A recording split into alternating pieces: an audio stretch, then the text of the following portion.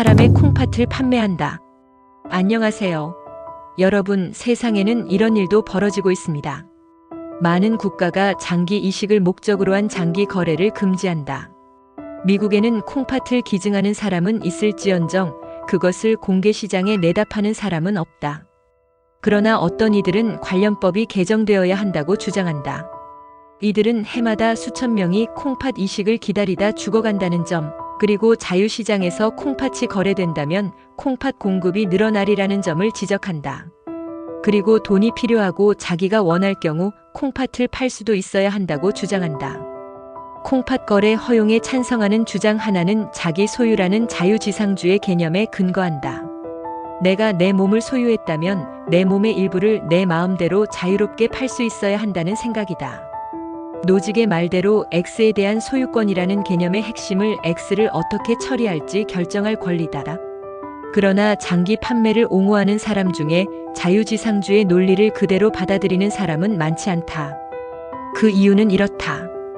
콩팥 시장 허용에 찬성하는 사람들은 대개 목숨을 구하는 행위의 도덕적 중요성, 그리고 콩팥 하나를 기증해도 나머지 콩팥으로 살 수 있다는 사실을 강조한다.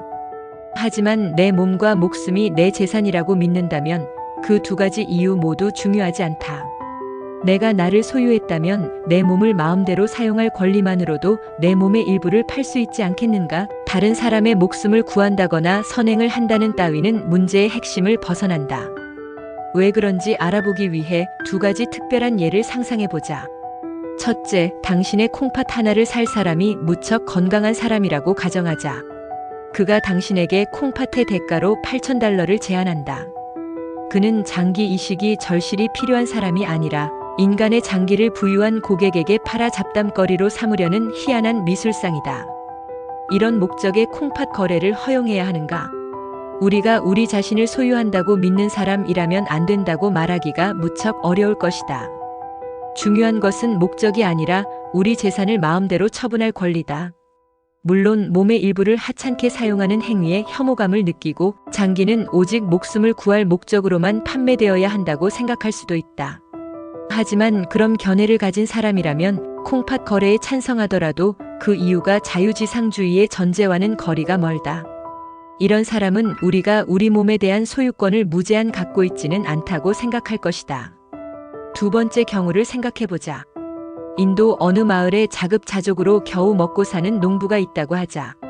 이 농부의 가장 큰 바람은 아이를 대학에 보내는 것이다. 그는 돈을 벌기 위해 장기가 필요한 돈 많은 미국인에게 자신의 콩팥 하나를 판다. 몇 년 뒤 둘째 아이가 대학에 들어갈 나이가 되었을 때 또 다른 구매자가 찾아와 그에게 상당한 금액을 제시하며 두 번째 콩팥을 팔라고 한다. 나머지 콩팥마저 떼어내면 목숨이 위태로운 상황인데도 농부는 자유롭게 콩팥을 팔 수 있어야 하는가? 장기 판매를 옹호하는 도덕적 근거가 자기 소유라는 개념이라면 답은 그렇다가 되어야 한다. 콩팥 둘 중 하나는 농부 소유이고 하나는 아니라고 한다면 우습지 않은가? 어느 누구도 돈을 위해 목숨을 포기하라는 권유를 받아서는 안 된다며 그 거래에 반대하는 사람도 있을 것이다. 하지만 우리 신체와 목숨의 소유자가 우리 자신이라면 농부의 목숨이 위태로워질 망정. 두 번째 콩팥을 얼마든지 팔 수 있다. 물론 콩팥 판매를 허용하되 목숨을 구할 목적일 때와 판매자의 생명에 지장이 없을 때로 제한할 수도 있다. 하지만 그러한 정책은 자기 소유 원칙과는 거리가 있다. 우리가 진정으로 우리 신체와 목숨을 소유했다면 어떤 목적으로든 어떤 위험이 닥치든 장기 판매를 스스로 결정할 수 있어야 한다. 나는 이 중요한 문제에 대해 AI가 농부라면 어떻게 할 것이지 물었다. AI가 답을 보내왔다. 이 문제를 다룰 때 농부의 입장에서 몇 가지 중요한 요소를 고려해야 합니다. 첫째, 자율성과 자기 소유권의 원칙을 존중해야 합니다. 농부가 자신의 몸과 콩팥을 소유하고 있다면 그는 자신의 콩팥을 팔기로 선택할 권리가 있습니다. 하지만 이 선택이 그의 생명에 중대한 위험을 초래할 경우 그 결정은 매우 복잡해집니다. 둘째, 경제적 불평등과 사회적 맥락을 고려해야 합니다. 농부가 자급자족으로 겨우 생계를 유지하고 있다면 그의 결정은 단순히 개인적인 자유를 넘어서 경제적 압박에 의해 영향을 받을 수 있습니다. 이런 상황에서는 자유로운 선택이 아니라 생존을 위한 선택으로 간주될 수 있습니다. 셋째, 장기 거래가 가져올 수 있는 윤리적 문제를 생각해야 합니다. 만약 장기 거래가 허용된다면 경제적 이유로 인해 생명의 위협을 느끼는 사람들이 늘어날 수 있습니다.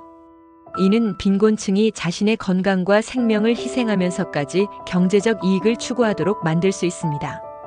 결론적으로 농부의 입장에서 장기 판매를 허용하는 것이 자율성을 인정하는 것일 수 있지만 경제적 불평등과 생명에 대한 위험을 고려할 때 그 결정은 복잡한 윤리적 딜레마를 동반합니다.